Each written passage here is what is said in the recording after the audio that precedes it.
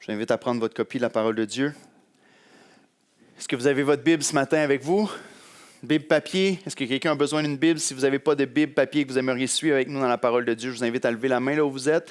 Et un bénévole va vous prêter une Bible. Et si vous n'avez pas de Bible à la maison, c'est un cadeau qu'on vous fait. On veut que tout le monde puisse avoir la parole de Dieu entre ses mains. Si vous avez déjà une Bible mais que vous voulez suivre avec nous dans une Bible papier, on peut vous en prêter une aussi. Vous avez juste à la ramener après le service. Donc si vous n'avez pas de Bible, vous voulez suivre dans une Bible, levez la main là où vous êtes.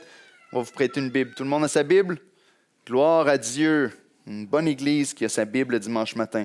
On est en Exode au chapitre 8. OK, mais là, la semaine passée, quand j'ai lu le texte, j'étais un peu mêlé. J'ai lu un peu trop longtemps parce que dans la Bible que j'étudiais, quand j'ai préparé le sermon, le chapitre 8 commence au verset 1. Mais en fait, dans plusieurs versions de Bible, c'est le chapitre 7, verset 26. Donc, si vous avez la Bible Louis II 1910, on va commencer au chapitre 7, verset 26. Et si vous avez une autre version, peut-être, où le chapitre 8 commence à ce verset-là. Donc, les versets sont un petit peu différents dépendamment de la copie que vous avez.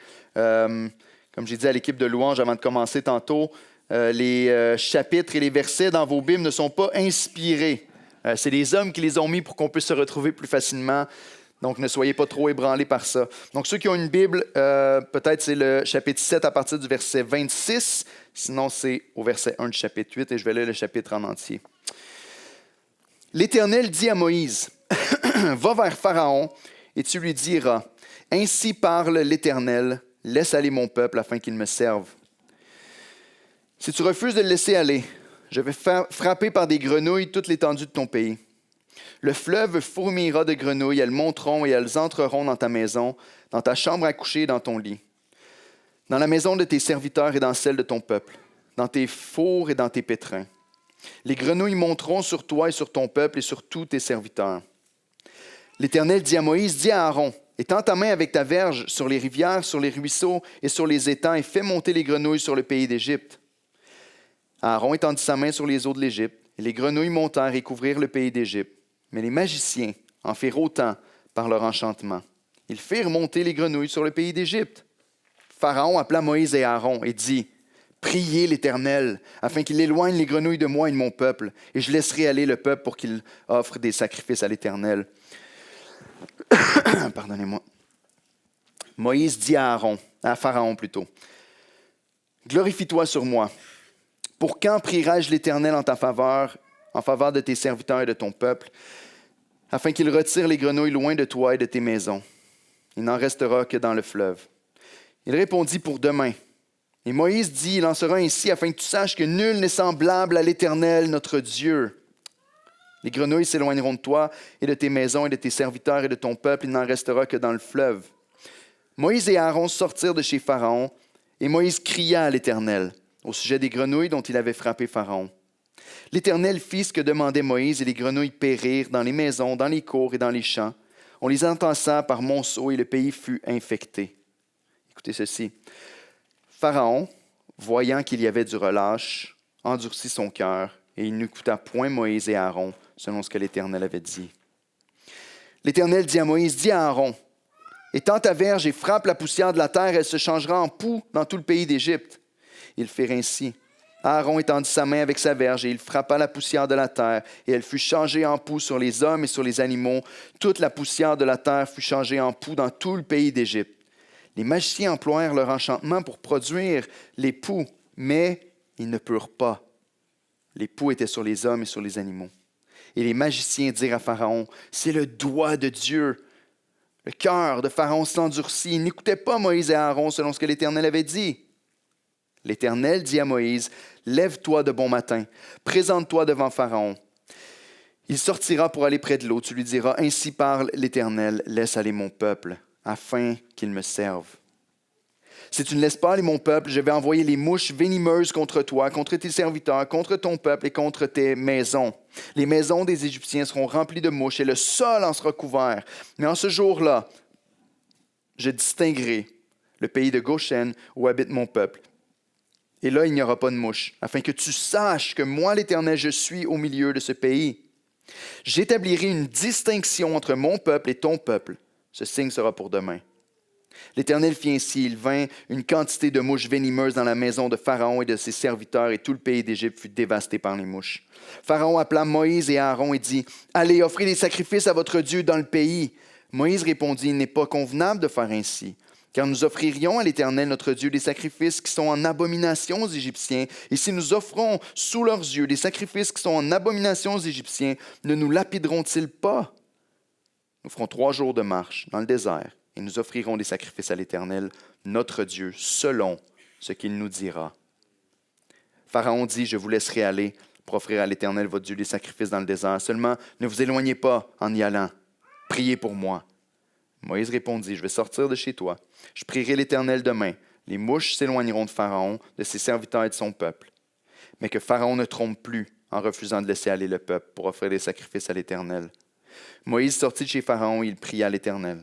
L'Éternel fit ce que demandait Moïse. Et les mouches s'éloignèrent de Pharaon, de ses serviteurs et de son peuple. Il n'en resta pas une. Mais Pharaon, cette fois encore, endurcit son cœur et ne laissa pas aller le peuple. Voici la parole de Dieu pour nous aujourd'hui. Si on n'a fait que lire la Bible avant de quitter, c'est une bonne chose.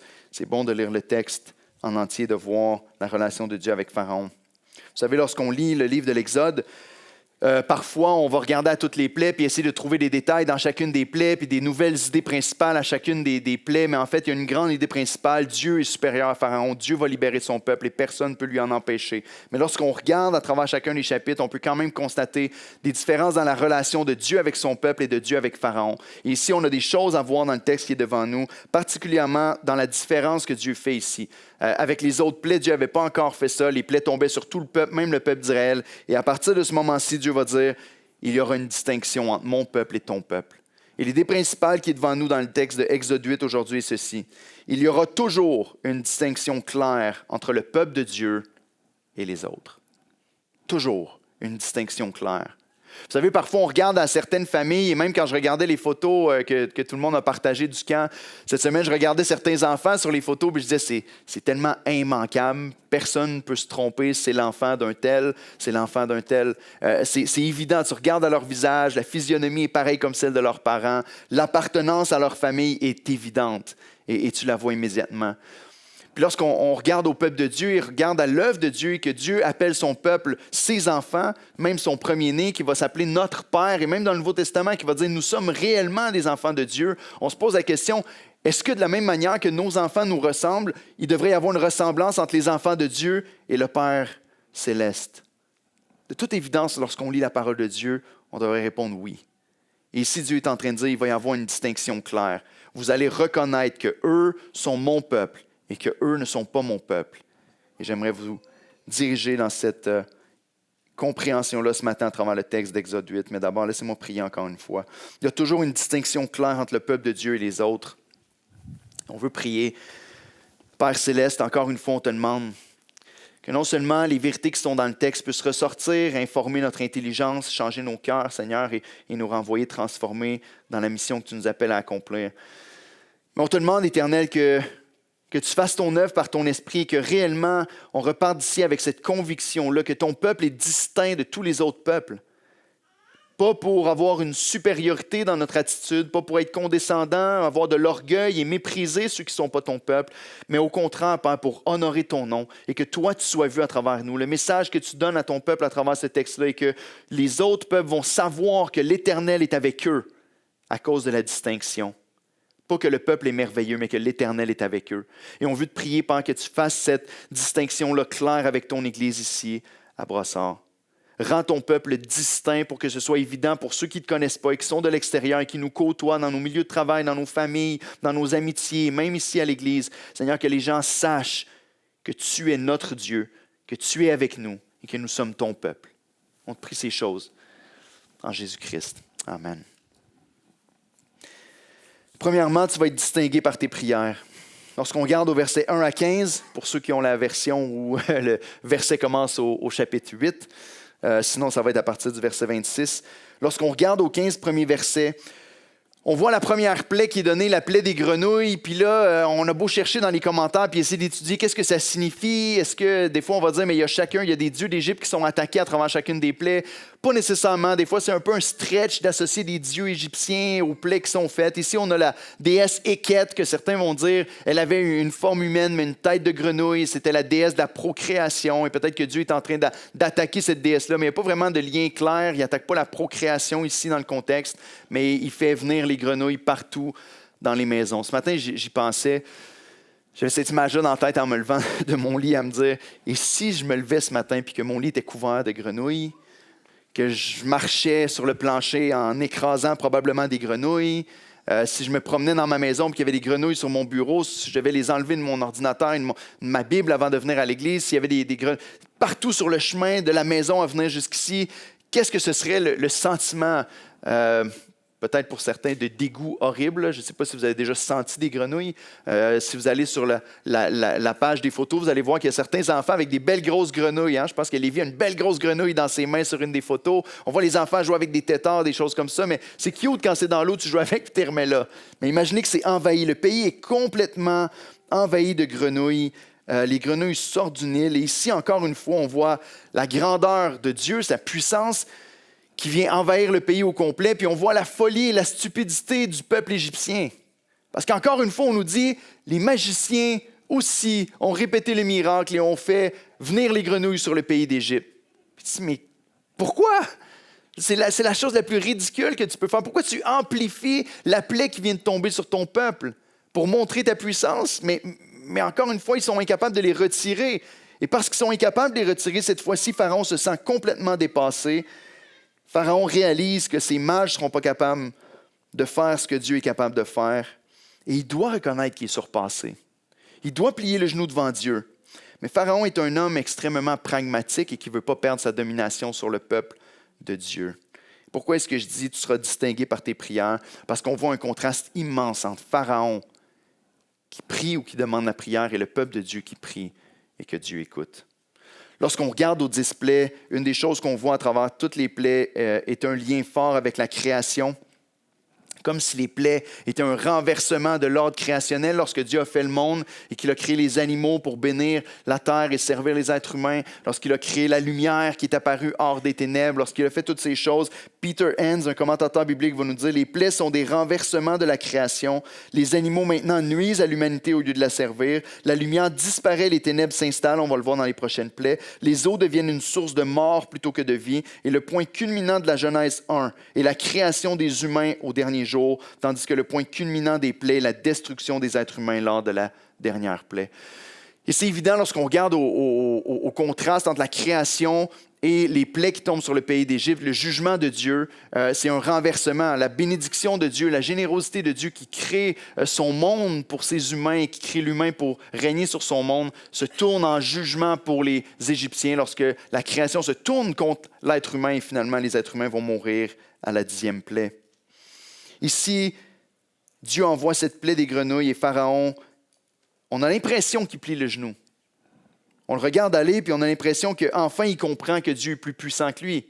Il fait appel à Moïse au verset 4. Ces magiciens multiplient la plaie, puis au verset 4, il va dire « Priez l'Éternel ». Mais ce qui suit est important. Priez l'Éternel, pourquoi? Pharaon ne dit pas « Priez l'Éternel pour qu'il puisse se faire connaître à moi ».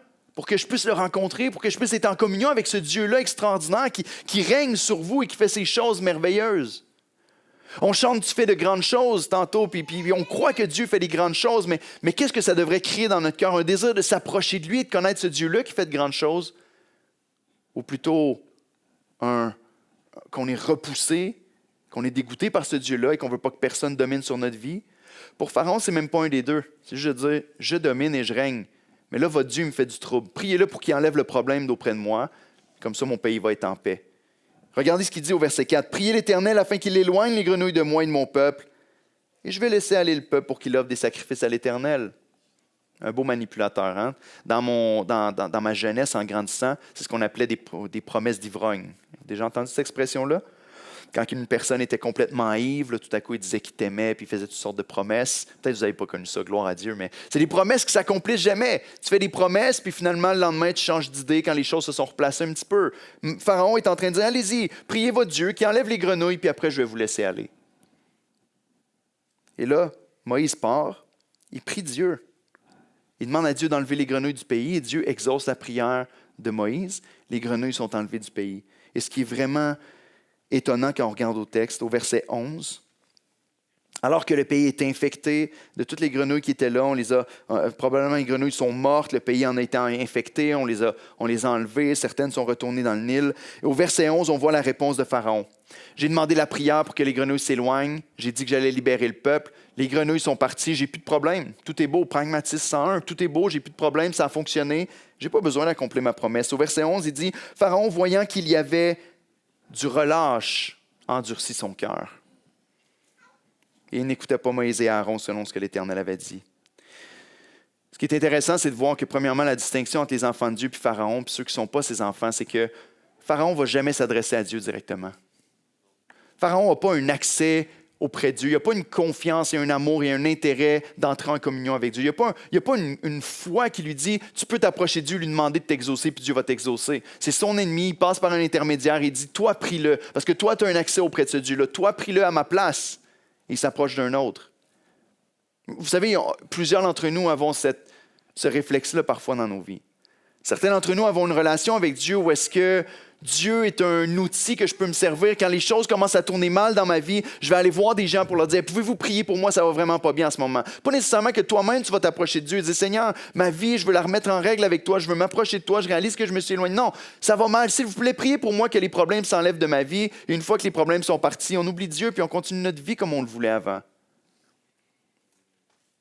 La Bible nous enseigne à travers ce texte-là de ne pas marcher dans les voies de Pharaon, qui fait des belles promesses. Parfois, on fait ça. « Seigneur, si tu réponds à ma prière, je vais te suivre après pour le reste de ma vie. » Puis on va prier le Seigneur. « Seigneur, réponds à ma prière. » Dieu répond à ta prière. « OK, au revoir. J'ai ce que je voulais, je m'en vais. » Moi, j'ai un frère qui est venu à l'église 3 reprises. 2 de ces fois-là, il est venu à l'église pour prier parce que sa femme l'avait quitté. 2 fois, il est venu à l'église. Puis il n'y a aucune gêne, contrairement à moi, dans son cœur. Il est arrivé à l'église, puis il a élevé la voix n'importe quand pendant le service, à un moment inapproprié, puis il a dit « Ramène-moi ma femme, Jésus. » C'est vrai, directement comme ça. C'était un peu gênant. L'après-midi, le Seigneur a ramené sa femme dans son foyer. Puis jamais revenu. Il a dit « Ah, parfait, ça marche, cette affaire-là. » Une 2e fois, il a fait la même chose. Il est revenu à l'église, il a crié sa prière à haute voix dans l'église. Dieu a répondu à sa prière, puis il est parti. Puis il y a cet endurcissement-là de cœur, ou ce cœur-là où est-ce qu'on dit, est-ce que tu prends Dieu comme étant un outil pour améliorer ta vie ou pour enlever les problèmes seulement quand ça va mal, ou est-ce que tu cherches une véritable communion avec Dieu? La différence avec Moïse, c'est que Moïse s'approche de Dieu avec un cœur sincère. Dieu répond à sa prière, il l'entend. Le psalmiste David va dire dans les psaumes, « L'Éternel s'est choisi un homme, car il entend lorsque je crie à lui. » Et c'est le cas de tous ceux qui sont nés de nouveau en Jésus-Christ. On a un accès auprès du Père. Pharaon ici est rebelle. Il dit, s'il répond à ma prière, je vais faire la volonté de Dieu.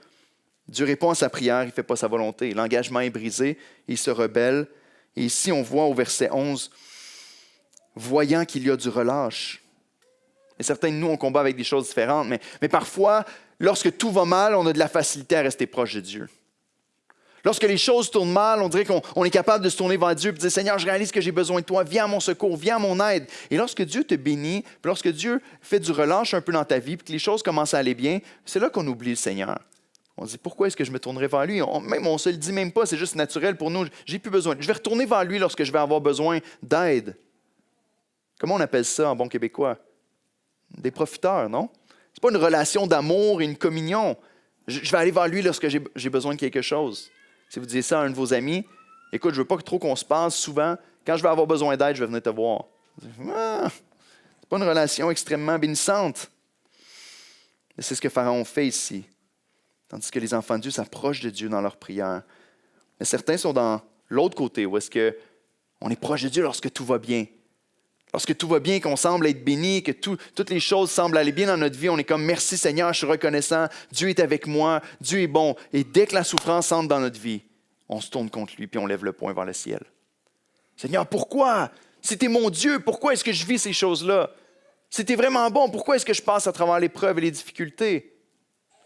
Et de savoir la tendance qu'on a le plus dans notre cœur nous aide à être sur nos gardes lorsque ces choses-là arrivent. Est-ce que Dieu est pour toi un moyen seulement de lui soutirer des biens ou est-ce que c'est celui avec qui tu es en communion constante, que tu aimes, que tu chéris sa présence? Moïse crie à Dieu, son père, et il vient à son aide. Pharaon n'ose pas s'approcher de lui. La distinction entre ceux qui appartiennent à Dieu et ceux qui ne lui appartiennent pas, c'est la prière. De quoi a l'air ta vie de prière dans ta vie?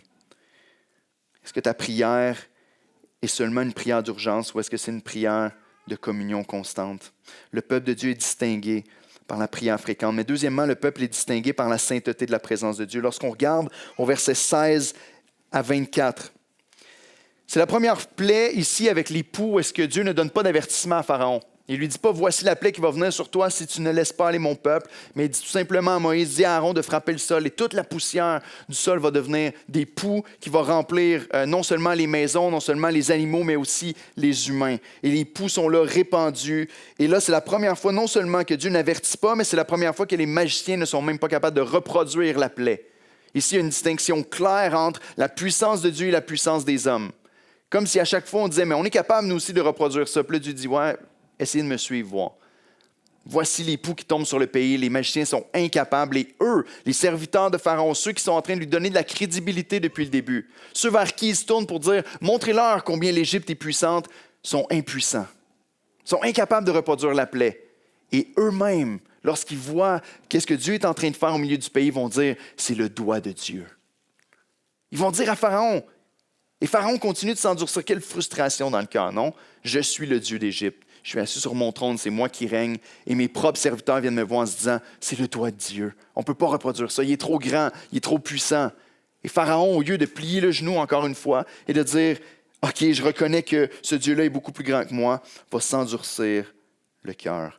Il n'y a pas grand-chose ici à voir avec les poux, à part la plaie qui tombe, que les magiciens ne peuvent pas reproduire. Ils reconnaissent que c'est Dieu qui l'a fait. Mais ce qu'on peut comprendre lorsqu'on regarde au contexte égyptien, c'est que dans leur compréhension et dans leur vision du culte en Égypte et d'adoration des dieux, ils ne pouvaient pas faire leur culte et ils ne pouvaient pas faire leur sacrifice si leur prêtre égyptien était impur.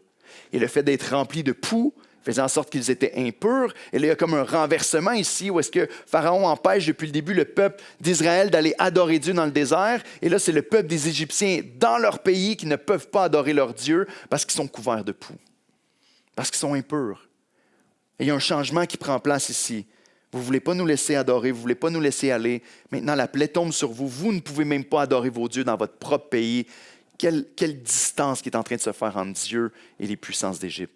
Dieu est tellement supérieur et tellement plus grand. Et on se dit, peut-être Pharaon va plier le genou, mais non, son cœur s'endurcit encore. Alors que son propre cœur reconnaît que Dieu est à l'œuvre ici, son cœur à lui s'endurcit. Alors Dieu annonce que comme il a manifesté une distinction claire entre lui, la puissance de Dieu et la puissance des divinités d'Égypte, il va faire une distinction claire entre le peuple des Égyptiens et le peuple d'Israël. Et à partir d'ici, les plaies ne toucheront plus Israël comme ils touchent le peuple d'Égypte. Il va les distinguer. Les plaies vont maintenant atteindre seulement les Égyptiens en commençant par des mouches venimeuses. Et qu'on ne les aime pas, ceux-là. Hein?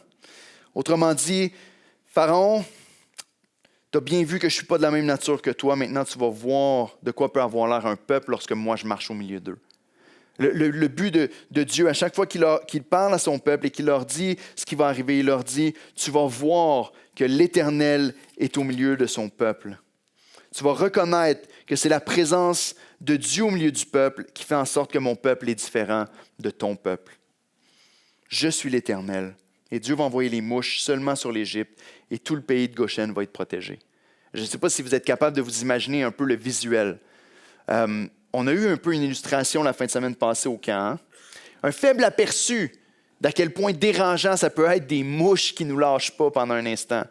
On a amené nos fils se faire couper les cheveux cette semaine, puis ma femme a été obligée de dire à la coiffeuse, et c'est des piqûres de mouches. Hein? Il n'y a pas de la varicelle ou rien de ça. Il y avait le cou rempli, le front, il y avait la gêne de lever son toupette à l'école, parce que nos enfants ont eu plein. On a mis des trucs sur nos plaies pendant toute la semaine. Les mouches ne nous ont pas lâchés. Je me souviens de plusieurs conversations au camp où on se disait, mais quel produit? Puis là, on parlait avec d'autres gens qui avaient d'autres sortes de crèmes pour se protéger des bébés. Puis tout ce que les gens avaient, je les mettais sur ma peau. Je me disais, il faut se protéger. On allait proche du feu pour que la fumée enlève les moustiques. Puis il y a quelqu'un qui a dit, inquiète-toi, ça ne marche pas. Peu importe la crème, ils vont venir vers toi quand même. Mais c'était faible comme quantité de mouches. Imaginez-vous dans le pays des mouches venimeuses qui remplissent le sol, qui remplissent le pays, qui remplissent des hommes et des femmes dans les maisons, dans les foyers, dans ton lit, partout où est-ce que tu te trouves. Imagine l'irritation, imagine la colère, la pression, l'empêchement de faire tout ce que tu es supposé faire. Imagine les plaies puis combien ça chauffe sur ton corps. Imaginez ce qu'on a vécu au camp des bouleaux, qu'on aime d'ailleurs, hein, mais les mouches un peu moins. Fois 1 million, insupportable. Les mouches sont sur le pays. Les Hébreux sont protégés. Comme on a fait en demandant qui avait la meilleure crème, imaginez les Égyptiens qui se promènent dans leur pays puis qui croisent des Hébreux qui sont là, avec aucune mouche autour d'eux. Aucune.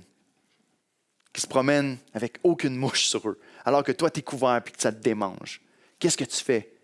Tu cries, mais c'est quoi? Pourquoi? Pourquoi? Les conversations, on le voit, elles se passent dans le palais de Pharaon. Peut-être que le reste du peuple ne sont pas vraiment au courant de tout ce qui est en train de prendre place. Mais pourquoi, vous autres, il n'y a aucune mouche sur vous? La seule réponse qu'ils peuvent donner, c'est « l'Éternel est au milieu de nous. Et l'Éternel nous protège. L'Éternel a créé une distinction entre nous et vous. » Il y a une différence entre ceux qui sont éloignés de Dieu.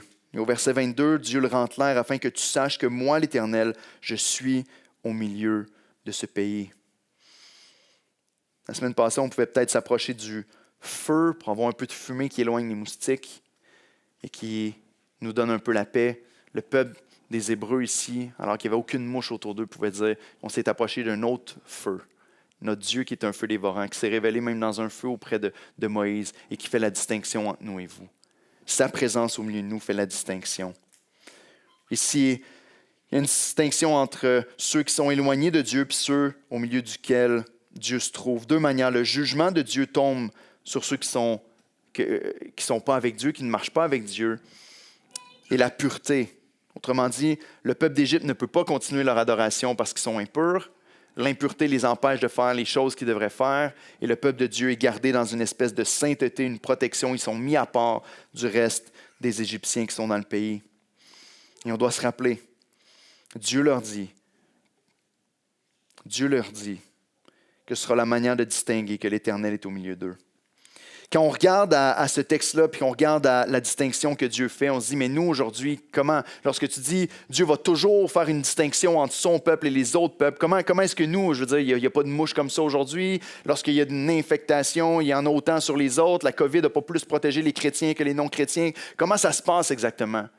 Mais un peu de la même manière que eux. Ici, le peuple des Égyptiens était devenu impur, ne pouvait pas pratiquer leur adoration. Le peuple était clairement, visuellement séparé du peuple de Dieu et le peuple était gardé dans une sainteté particulière. Ce qui est clair, c'est que ceux qui ont Dieu qui marche avec eux sont distincts de ceux qui n'ont pas Dieu avec eux.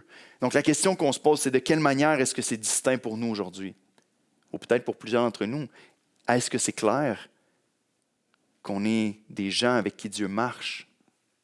Est-ce que dans nos milieux de travail ou avec nos amis, dans nos familles qui ne connaissent pas Christ, est-ce que c'est évident qu'il y a une distinction entre eux et nous? Encore une fois, frères et sœurs, le but n'est pas de dire on est supérieur à vous. Nous on est des illuminés, puis on a découvert la vérité, on est supérieur, on est meilleur. La distinction que Dieu fait, c'est pour rendre clair aux yeux des autres que Dieu est avec eux. Est-ce que c'est clair pour vous que Dieu marche avec vous en comparaison de ceux qui ne le connaissent pas? Dans le Nouveau Testament, en faisant un lien puis un rappel clair d'Exode 6, verset 7, Paul va nous parler de la distinction dans 2 Corinthiens 6, 14 à 18. Vous avez le verset à l'écran, c'est un long texte. Mais voici ce que Paul dit. Paul va nous dire, ne vous mettez pas avec les infidèles sous un joug étranger. Car quel rapport y a-t-il entre la justice et l'iniquité? Ou qu'y a-t-il de commun entre la lumière et les ténèbres? Quel accord y a-t-il entre Christ et Bélial? Bélial était un faux dieu. Ou quelle part a le fidèle avec l'infidèle? Quel rapport y a-t-il entre le temple de Dieu et les idoles? Et regardez le lien qu'il fait. Car nous sommes le temple du Dieu vivant. Comme Dieu l'a dit, ici il répète Exode 6:7, j'habiterai et je marcherai au milieu d'eux, je serai leur Dieu et ils seront mon peuple. OK. Dieu nous fait un rappel de l'Ancien Testament. Il y a une distinction claire entre le peuple de Dieu et ceux qui ne sont pas le peuple de Dieu. Dieu dit, je marcherai avec eux, je serai leur Dieu, ils seront mon peuple. Il ramène la même phrase, mais quelle est l'implication? Vous n'aurez pas de mouche après vous? Ici, Paul nous dit, voici l'implication pour ceux qui sont en Jésus-Christ sous la nouvelle alliance. Je serai leur Dieu, ils seront mon peuple. C'est pourquoi sortez du milieu d'eux. Séparez-vous, dit le Seigneur. Ce concept de séparation, c'est ce qu'on appelle la sainteté dans l'Ancien Testament. Être mis à part, être séparé d'eux. Séparez-vous du milieu d'eux, dit le Seigneur. Ne touchez pas à ce qui est impur et je vous accueillerai. Je serai pour vous un père et vous serez pour moi des fils et des filles, dit le Seigneur Tout-Puissant. La promesse que Dieu a faite à son peuple d'être avec eux, de distinguer ceux qui lui appartiennent de ceux qui ne lui appartiennent pas, est clairement manifestée à travers la sainteté dans laquelle on marche en tant qu'enfant de Dieu. Puis là, je sais que pour certains, c'est difficile parce qu'on va se dire, mais je cherche à suivre le Seigneur, je cherche à marcher dans ses voies, mais c'est difficile et parfois je pêche et parfois j'ai des combats. Je comprends et c'est normal. On va connaître l'absence du péché seulement lorsqu'on va être dans la vie éternelle avec Dieu. Le concept qu'on appelle glorification. Lorsqu'on ne sera plus dans la chair et qu'on n'aura plus les combats avec la chair et le péché sur terre. Pendant notre vie sur terre, ça va arriver encore qu'on va pécher. Mais il doit y avoir une distinction claire. Ce n'est pas ce qu'on recherche, ce n'est pas ce qu'on désire, et le péché n'est pas ce en quoi on prend plaisir. C'est important, frères et sœurs. La distinction entre un enfant de Dieu et quelqu'un qui n'est pas un enfant de Dieu, c'est que celui qui n'est pas un enfant de Dieu ne prend pas de dégoût dans le péché. On prend plaisir dans le péché. Le fait de marcher dans le péché n'est pas quelque chose qui nous repousse, mais quelque chose qu'on aime. Je me rappellerai toujours de cette conversation avec un petit frère qui me disait ça. Mais j'aime ce péché-là. J'ai dit, t'es probablement pas sauvé. Je peux prier avec toi, je peux te prêcher l'Évangile, on peut marcher ensemble dans l'Écriture. Mais la parole de Dieu me dit qu'il y a un avant et un après. Lorsque tu es en Jésus-Christ, tu as une nouvelle nature. 2 Corinthiens 5,17 nous dit, celui qui est en Christ est une nouvelle création. Les choses anciennes sont passées, toutes choses sont devenues nouvelles. Mais parfois, on a tellement un désir d'être semblable au monde qu'on dit, ah, toutes choses sont passées, mais pas vraiment. Je suis la même personne, mais il y a juste Jésus dans ma vie qui fait la différence. C'est vrai que j'ai Jésus qui peut faire la différence et que c'est habité par l'Esprit de Dieu qui peut y avoir une différence. Mais il y a une différence claire.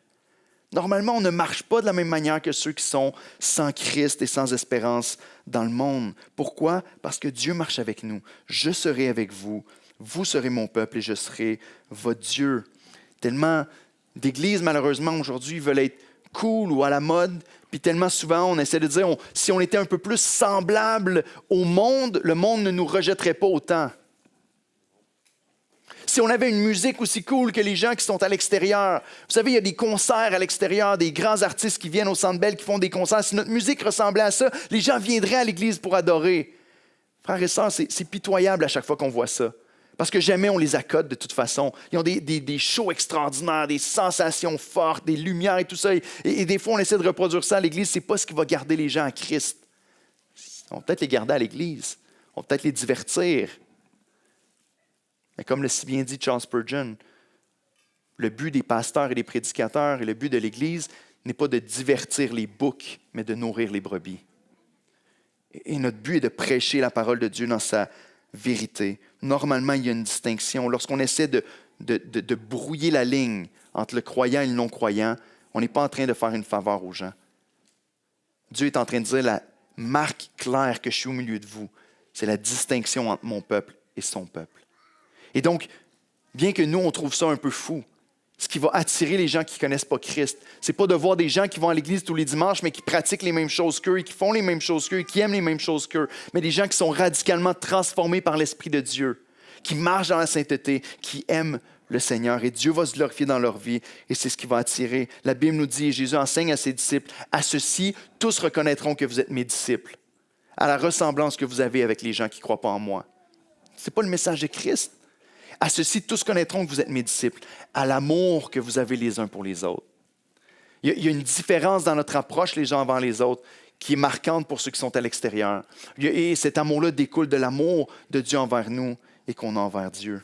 L'Église se distingue par la relation de ses membres avec le péché et la relation de ses membres avec Dieu. Est-ce que tu as une nouvelle relation avec le péché depuis que tu as mis ta foi en Jésus-Christ? Si la réponse est non, avec beaucoup d'amour, je veux t'inviter à prier que Dieu sauve ta vie, que Dieu change ton cœur, parce que Dieu nous donne de nouveaux désirs. On va dire, oui, mais pasteur, avec ce que tu me dis, je regarde à l'église d'Oxa, puis pourtant, il y a encore beaucoup de conflits à l'église d'Oxa. Il y a encore beaucoup de gens qui pêchent ici, il y a encore beaucoup de gens avec des difficultés et tout ça. Comment est-ce que ça va être rendu clair? Mais je crois qu'il y a un appel clair pour nous de dire, Seigneur, je veux vivre pour toi selon ce que tu m'appelles à vivre, selon ta parole. Mais il y a aussi un des aspects où on dit, oui, on va pécher encore dans nos vies. Oui, il va encore avoir des conflits.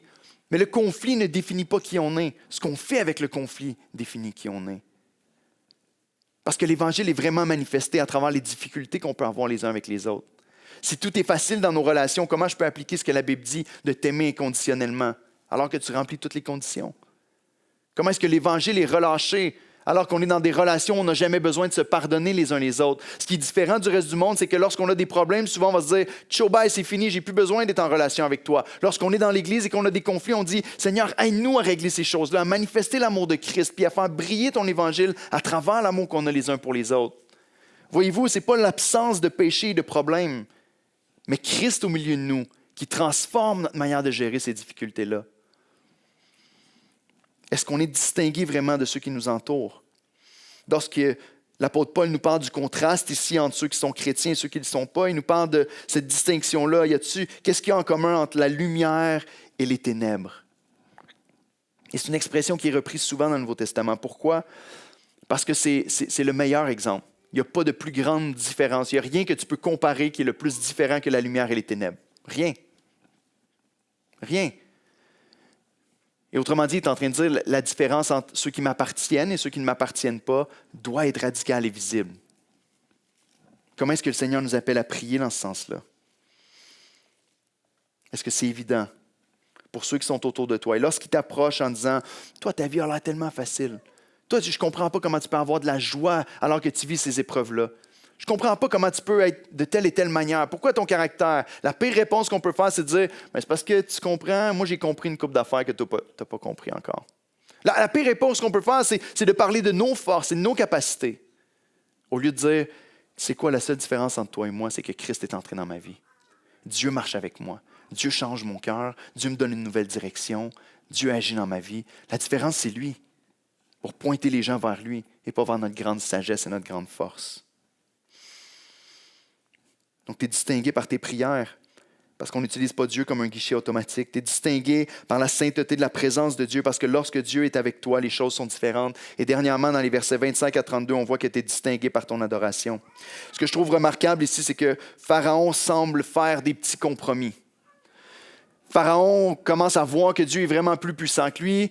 Les mouches sont dans tout le pays, c'est insupportable. Il voit la distinction avec le peuple de Dieu, puis il leur dit « OK, Moïse, Aaron, venez me voir, j'ai une idée pour vous. » On regarde au texte ici, puis on voit son plan. Au verset 21, il va leur dire « Allez, offrez des sacrifices à votre Dieu. » Mais les 3 derniers mots de ce verset-là sont extrêmement importants. « Allez, offrez des sacrifices à votre Dieu, mais dans le pays d'Égypte. » Et Moïse dit « On ne peut pas faire ça. » Autrement dit, Pharaon est en train de dire, écoutez, je vais vous laisser faire, là, nous, notre adoration est bloquée, tout ça, je vais vous donner un peu de liberté. Je vais continuer à dominer, vous allez continuer d'être mes esclaves, mais je vais vous permettre d'adorer dans le pays ici, mais adorer dans le pays au milieu de nous. Autrement dit, il y a 2 choses. Premièrement, c'est que Pharaon veut encore dominer sur Dieu et sur le peuple en disant, votre Dieu vous a dit d'adorer de telle façon, mais je vais vous permettre d'adorer, mais avec des petites modifications. Moi, il se dit, on ne peut pas corrompre la manière que Dieu nous demande de l'adorer. Mais deuxièmement, c'est un peu un piège. Et Moïse le sait. Il dit, Pharaon, essaye pas de jouer à ça avec moi. Parce qu'il lui dit, je sais que si on adore ici, qu'on offre des sacrifices à notre Dieu, ça va être une abomination aux Égyptiens, puis ils vont nous lapider. Autrement dit, tu veux qu'on se suicide nous-mêmes en faisant notre adoration au milieu du peuple. Mais le point central est de dire, Pharaon ici veut essayer d'influencer et de mettre son grain de sel dans la manière que Dieu va être adoré par son peuple. Pharaon leur dit, et Dieu leur a dit déjà à Moïse, où adorer? Vous allez faire 3 jours de marche ici, même si ce n'est pas extrêmement clair dans le texte, on a l'impression que c'est à peu près le nombre de jours de marche que ça prend pour se rendre au Sinaï, au mont où Dieu a rencontré Moïse. Et il leur a dit comment ils étaient pour adorer. Et Moïse dit, je ne peux pas faire de compromis.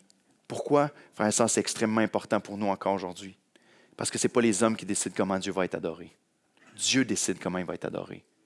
Dans Lévitique 10, il y a un passage très clair lorsque Dieu donne toutes ses indications sur comment faire le temple, comment adorer le Seigneur. Puis il y a les 2 premiers fils d'Aaron, les 2 premiers sacrificateurs qui entrent dans le temple avec du feu étranger que Dieu avait dit que c'est interdit. Et qu'est-ce qui arrive? Ils rentrent avec le feu étranger et ils meurent sur le coup. Et on est obligé de les tirer avec une corde pour les sortir du temple. Dieu dit, on ne peut pas jouer avec mon adoration. Vous ne déterminez pas de quelle manière je vais être adoré, c'est moi qui le détermine. Pourquoi? Parce que si nous, on le détermine, on est en train de se faire un Dieu à notre image. On est en train de se faire un idole. Dieu a dit, voici comment je serai adoré. Et on doit dire, oui Seigneur, voici comment on va t'adorer. Et ça se passe autant dans la liberté créative que dans la restriction. Autrement dit, d'essayer d'ajouter toutes sortes de choses qui ne sont pas dans l'Écriture à l'adoration ou d'enlever des choses qui sont données dans l'Écriture à l'adoration. Plusieurs jouent à Dieu dans les milieux chrétiens en établissant des paramètres qui vont au-delà de l'Écriture. Autrement dit, en imposant certaines règles et certaines manières d'adorer Dieu qui sont des lois dans leur façon de voir l'Église et de dire voici de quelle manière on doit adorer, ça va au-dessus de ce que Dieu prescrit. Et à ce moment-là, on est en train de pécher contre Dieu parce que c'est plus lui qui décide comment l'adorer. Et de l'autre manière, on a une licence où on dit peu importe, tant qu'on dit le nom de Jésus, ça va être correct. Donc, on n'a pas besoin de suivre les principes bibliques. À l'Église d'Oxon, on veut suivre ce que la parole de Dieu enseigne. Ici, Moïse dit à Pharaon, je ne peux pas adorer Dieu comme toi tu veux que j'adore Dieu. Et on doit être capable de dire, on ne veut pas adorer Dieu comme le monde à l'extérieur veut nous dicter d'adorer Dieu. On ne veut pas adorer Dieu de la manière que certains maîtres religieux vont nous imposer d'adorer Dieu. On veut adorer Dieu selon ce que Dieu nous révèle dans les Saintes Écritures. Et là, c'est là où vous devez dire « Amen ». Amen. Seigneur, on ne veut pas s'inventer une manière de l'adorer. Dieu dicte encore des lignes très claires dans le Nouveau Testament. Lorsque Christ est venu mourir pour nous à la croix et que Christ a pris le châtiment qui nous était réservé, il a fait un nouveau peuple pour la gloire de Dieu. Il nous a sauvés en lui, il nous rachète et Jésus nous dit, je vais vous envoyer mon esprit. Mon esprit va vivre en vous, mon esprit va vous révéler toutes les choses qui me concernent, il va me glorifier dans vos vies. Et habiter de l'Esprit de Dieu maintenant, on est supposé de l'adorer de la manière que Dieu veut qu'on l'adore. Je ne vais pas faire le tour de tout ce qui peut être dit à ce sujet-là, mais seulement quelques points, parce que tellement souvent c'est un piège dans notre génération. C'est un piège contemporain. De quoi est supposé avoir l'air l'Église de Christ? Quelques exemples du Nouveau Testament. Je vous donne 4-5 versets, puis ensuite de ça, on termine.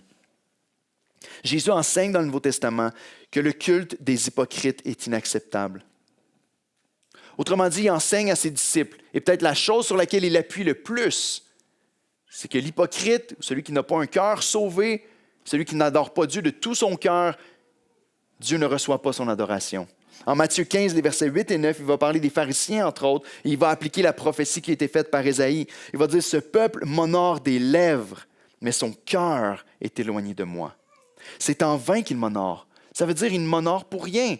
Les paroles qui sortent de leur bouche sont inutiles. C'est en vain qu'ils m'honorent en enseignant des préceptes. Écoutez ceci, en enseignant des préceptes qui sont des commandements d'hommes. Autrement dit, les pharisiens venaient imposer toutes sortes de lois sur la manière d'adorer Dieu qui ne reflétaient pas le cœur de Dieu, qui n'étaient pas fidèles à l'Écriture. Mais ils se disaient, parce qu'on veut tellement... il y avait une peur, puis la réflexion, parfois, n'est pas si mauvaise, mais la réflexion était de dire, on a tellement peur de ne pas adorer Dieu correctement, puis de se laisser aller dans la licence, ou dans la liberté, ou dans le péché, qu'on va mettre plus de règles pour s'assurer qu'on est correct. Et Jésus dit, c'est mal, parce que vous mettez un fardeau sur les gens, premièrement, que vous n'êtes pas capable de porter vous-même, mais vous venez corrompre l'adoration qui est supposée de revenir au Seigneur, parce que vous mettez des préceptes qui sont des commandements d'hommes. Est-ce qu'on s'est laissé aller à mettre des préceptes qui sont des commandements d'hommes? Par exemple, c'est une des choses que j'ai trouvées, je vous l'ai peut-être déjà dit dans les dernières semaines, mais c'est une chose que j'ai trouvée intéressante quand j'étais en Afrique, de voir que les pasteurs africains, lorsqu'ils discutaient un peu des missionnaires, ils disaient, vous savez, les pasteurs, les prédicateurs et dans les églises, jamais personne n'avait porté de cravate dans l'église avant que les missionnaires américains arrivent. Puis là, à partir de ce moment-là, l'église était impensable sans avoir la cravate et le veston et le complet. Ce qui est complètement un contraste incroyable parce que personne ne porte ça jamais au travail, dans la vie de tous les jours. Personne ne porte ça sauf à l'église. Voici comment tu t'habilles pour venir adorer le Seigneur. Et je crois qu'il y a un certain code, comment s'habiller. Je crois qu'il y a une décence qu'on doit avoir lorsqu'on vient à l'église et dans notre vie de tous les jours aussi.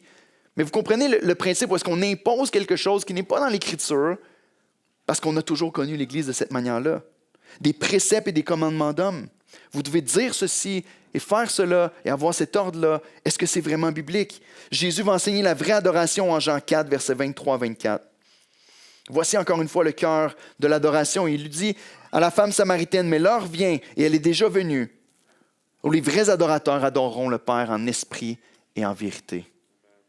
Car ce sont là les adorateurs que le Père demande, ou selon la traduction, que le Père recherche. On est différents, toi et moi.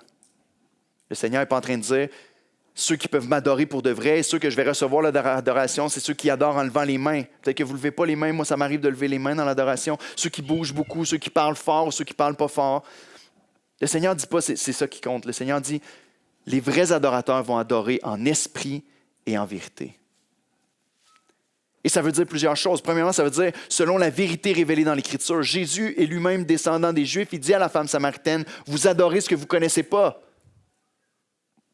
Autrement dit, vous adorez, c'est le fun, il y a de l'émotion, il y a de l'intensité. Vous adorez, vous faites un culte. Mais Dieu ne reçoit pas votre adoration parce que vous ne connaissez pas celui que vous adorez. Et du le temps vient où ce n'est pas sur cette montagne ou cette montagne que vous allez adorer. Puis ici, on ne parle pas juste d'un lieu géographique. Mais les Samaritains avaient bâti un autre temple sur leur montagne et il y avait le temple qui était là à Jérusalem. Et Jésus dit, mes frères et sœurs, bientôt vient le temps où ce n'est pas dans un temple ou dans la bâtisse. Ce n'est pas ça qui compte en ce qui concerne l'adoration. C'est un cœur transformé par le Saint-Esprit. Une personne qui est née de nouveau en Jésus-Christ, qui est changée par le Saint-Esprit, qui est habitée de l'Esprit et qui offre son adoration à Dieu d'une manière spirituelle, mais jamais en désaccord avec la vérité révélée dans l'Écriture. Et donc, lorsqu'on vient à l'Église, on vient offrir notre adoration au Seigneur parce qu'on est des gens qui sont changés par le Saint-Esprit et qu'on l'adore selon ce qui est révélé dans la parole de Dieu. Est-ce que c'est votre cas? Vous savez, c'est intéressant de se remettre en question et de se dire, on a toujours fait ça comme ça. OK, pourquoi? Est-ce qu'il y a un fondement biblique à ce qu'on fait ou non? L'apôtre Paul va ajouter cet aspect de sacrifice. Dans l'Ancien Testament, il y avait les sacrifices d'animaux qui étaient faits. Le sacrifice parfait a été fait en Jésus-Christ. On n'a plus besoin de sacrifice. Mais Paul va dire, voici ce qui était fait avant dans l'Ancienne Alliance, mais voici le genre de sacrifice dans lequel Dieu prend plaisir en Romains 12, 1. Il va dire, je vous exhorte donc, frères, par les compassions de Dieu, à offrir vos corps comme un sacrifice vivant, saint, on fait référence à ce qu'on a vu tantôt, et agréable à Dieu, qui sera de votre part un culte raisonnable. C'est quoi le genre de culte qu'on offre au Seigneur? C'est nos vies offertes en sacrifice à Dieu. Personne ne doit partir d'ici, prendre un couteau et essayer de trouver un moyen de s'offrir en sacrifice. Il y a des gens qui font ça dans les Philippines à chaque année. À chaque année, à Pâques, ils vont prendre pas un Philippien, mais un Philippin, je ne sais pas comment on le dit, mais puis vraiment, une personne va être choisie et graciée parmi le peuple pour être louée sur une croix et crucifiée devant tout le monde, en pensant que c'est un honneur qu'ils font à Dieu. C'est de la folie. Dieu ne nous demande pas de s'offrir en sacrifice comme ça, mais il dit que toutes vos vies, autrement dit, appartiennent au Seigneur et soient offertes dans votre cœur, dans votre service, dans la manière dont vous planifiez votre vie, que ce soit offert comme un sacrifice à Dieu. Est-ce que c'est notre cas? On doit s'offrir nous-mêmes. Philippiens 3, il va ajouter, l'apôtre Paul, il insiste que ceux et celles qui sont remplis de l'Esprit seulement peuvent offrir ce culte à Dieu, pas en plaçant notre confiance dans la chair, mais en la plaçant en Dieu. Le texte de Philippiens va dire, car les circoncis, c'est nous qui rendons à Dieu notre culte par l'Esprit de Dieu. On a parlé il y a quelques semaines de la circoncision avec la femme de Moïse qui a circoncis son fils. Ceux qui appartiennent vraiment à Dieu, ce n'est pas ceux qui ont une circoncision dans la chair, mais ceux qui ont une circoncision de cœur, ceux qui sont transformés par l'Esprit. Et eux seuls peuvent offrir un culte agréable à Dieu. Il nous dit qu'ils nous glorifions en Jésus-Christ et qu'ils ne mettons pas notre confiance en la chair. Autrement dit, ceux qui peuvent adorer le Seigneur pour de vrai, c'est ceux qui viennent dans l'Église ensemble le dimanche matin, qui se réunissent pour adorer Dieu en disant « Seigneur, non par moi, mais par Christ en moi. Seigneur, pas par ma sagesse, pas par ma force que je suis sauvé, que je suis libéré du péché, que je suis accepté dans les lieux célestes, mais seulement par l'œuvre de Christ pour moi. » Donc notre adoration est centrée sur l'Évangile. Je vous en donne un dernier, Colossiens 3, les versets 16 à 17. L'apôtre Paul va enseigner encore de quelle manière on doit adorer, de quelle manière on doit procéder lorsqu'on est réunis en Église. C'est important, frères et sœurs, parce que c'est de plus en plus populaire de se poser la question, pourquoi vous faites les choses comme vous les faites à l'Église? Le Seigneur nous donne des guides clairs, mais il laisse aussi de la liberté à comment l'exprimer dans l'Église locale. Ici, en Colossiens, il nous donne encore des choses très claires. Non seulement on doit l'adorer en esprit, non seulement on doit l'adorer selon la vérité de la parole, non seulement on doit le faire avec des cœurs qui sont sincères et pas dans l'hypocrisie, mais en plus de ça, on doit vivre certaines choses, on doit faire certaines choses lorsqu'on est réunis ensemble. Ici, il nous dit que la parole de Christ habite parmi vous abondamment. Oui, mais il y a trop de paroles à l'église d'Oxa. On aimerait mieux avoir des jeux aussi, puis peut-être plus de ci ou de ça, mais que la parole de Christ habite parmi vous abondamment. C'est le cœur de la vie chrétienne et de l'Église. Instruisez-vous et exhortez-vous les uns les autres en toute sagesse. Il y a un aspect où la communion fraternelle est importante. Lorsqu'on sort d'ici et qu'on s'en va sur la mezzanine, c'est encore un temps où on peut s'instruire et s'encourager les uns les autres selon la parole de Dieu. Regardez ce qui suit. Vous devez vous instruire et vous exhorter par des psaumes, par des hymnes. Gloire à Dieu, c'est ce qu'on fait quand on est réunis ensemble. On veut chanter les uns aux autres des psaumes, on veut chanter les uns aux autres des hymnes, on veut chanter des chants qui ont été écrits pour l'Église et qui glorifient notre Seigneur Jésus-Christ. Le troisième est moins facile à traduire, par des cantiques spirituels. Qu'est-ce que ça veut dire? Ça veut dire que tu dois chanter des chants seulement qui ont leur source dans la parole de Dieu. Ça veut dire que tu dois chanter seulement des psaumes. Non, il met les trois catégories parce qu'on a le droit de faire les trois catégories dans l'Église. Des cantiques spirituels, c'est quoi? C'est des cantiques qu'on offre à Dieu selon le Saint-Esprit qui nous dirige. Des cantiques que tu offres en esprit au Seigneur. On chante des cantiques spirituels. Il rajoute une quatrième couche en ce qui concerne les chants, chantant à Dieu dans vos cœurs sous l'inspiration de la grâce. Je trouve ça fantastique. Et c'est pourquoi on prend les chants qu'on reçoit à l'Église d'Oxa, puis on les étudie ensemble avant de les mettre dans notre liste. Qu'on regarde au contexte, on regarde à ce qui est écrit dedans, puis on se dit, est-ce qu'il y a un lien avec la parole de Dieu dans ce chant-là? Est-ce que le chant, je peux pointer à un texte dans la parole de Dieu pour dire, OK, on peut chanter ce chant-là parce qu'on voit que c'est inspiré par la parole de Dieu? Ici, c'est sous l'inspiration de la grâce. C'est quoi la grâce? C'est Dieu qui envoie son Fils mourir pour des pécheurs qui ne le méritent pas. Qu'est-ce que la grâce de Dieu nous inspire comme réponse envers le Seigneur? Est-ce que c'est bien d'écrire des chants au Seigneur puis de lui chanter? La parole de Dieu nous dit, oui, faites-le lorsque vous êtes en Église. Et verset 17, quoi que vous fassiez en parole ou en œuvre, faites tout au nom du Seigneur Jésus, en rendant par lui des actions de grâce à Dieu le Père. Dans ce texte-là, on voit même la Trinité qui est à l'œuvre dans notre cœur pour chanter au Seigneur. On y chante des cantiques qui sont spirituels, dirigés par le Saint-Esprit qui nous habite, tout ça centré sur la grâce qu'on a reçue en Jésus-Christ à la gloire de Dieu le Père. Et ça, c'est ce qu'on fait lorsqu'on est en Église ensemble. Et je pourrais aller dans 2 Timothée 4, verset 1, qui est tellement un des passages les plus précieux. Paul va s'adresser à Timothée, qui est pasteur de l'Église d'Éphèse. Il va lui dire, je t'en conjure devant Jésus-Christ, devant Dieu et devant Jésus-Christ qui doit juger les vivants et les morts. Et au nom de son apparition, prêche la parole. Dans quel contexte je dois faire ça? Dans le contexte de l'Église, aux Éphésiens que tu sers en ce moment, prêche la parole. C'est clair lorsqu'on regarde dans la révélation du Nouveau Testament, on doit adorer Dieu ensemble. On doit chanter des cantiques au Seigneur. On doit chanter selon l'Esprit qui nous habite. On doit chanter selon la vérité de la parole de Dieu. Puis on doit chanter à la gloire de Dieu. On doit avoir la parole de Dieu qui est abondamment au milieu de nous à travers la prédication et à travers les exhortations qu'on a les uns envers les autres. De quelle forme, de quelle manière qu'on le fait? Il y a de la liberté de ce côté-là. Mais ces choses-là sont essentielles. Est-ce qu'on laisse entrer toutes sortes de choses dans notre adoration? Est-ce qu'on laisse entrer toutes sortes d'autres choses non seulement dans notre culte d'Église, mais dans nos cultes personnels? L'Église est appelée dans le Nouveau Testament la colonne et l'appui de la vérité. On doit adorer selon les préceptes et les ordres que Dieu nous donne avec un cœur sincère et pas selon ce que le monde nous dicte. Donc, c'est une folie de courir après ce qui est populaire en ce moment. C'est une folie de courir après ce qui va éblouir. Mais la sagesse nous dit, ouvre ta Bible, regarde ce que Dieu dit, puis adore le Seigneur selon sa révélation. Il va toujours y avoir une distinction claire entre le peuple de Dieu et les autres. Et les musiciens peuvent s'approcher et je vais prier.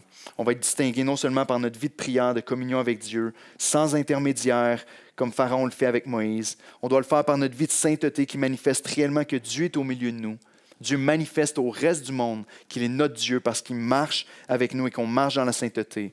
Puis il doit être distinct par notre adoration qu'on offre au Seigneur, fondée non sur les principes humains puis la démangeaison d'entendre des choses qui nous plaisent, mais sur la parole de Dieu selon son esprit.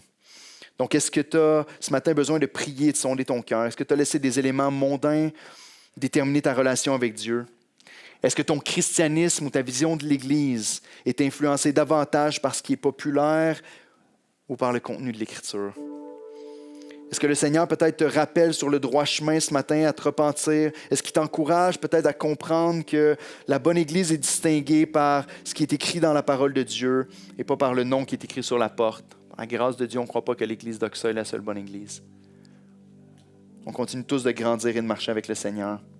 Peut-être que le Seigneur, ce matin, t'encourage à devenir membre de l'Église à part entière pour dire, je veux, avec mes frères et sœurs qui sont ici, être distingué parmi les autres qui sont à l'extérieur, faire briller la gloire de Dieu, puis contribuer à l'avancement de la mission du Seigneur pour la gloire de son nom. Entrer dans des relations qui sont significatives, puis pratiquer ce que Dieu m'appelle à pratiquer.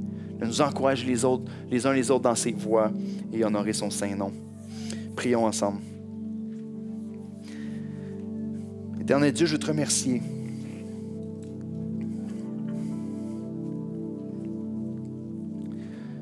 Pour ta parole,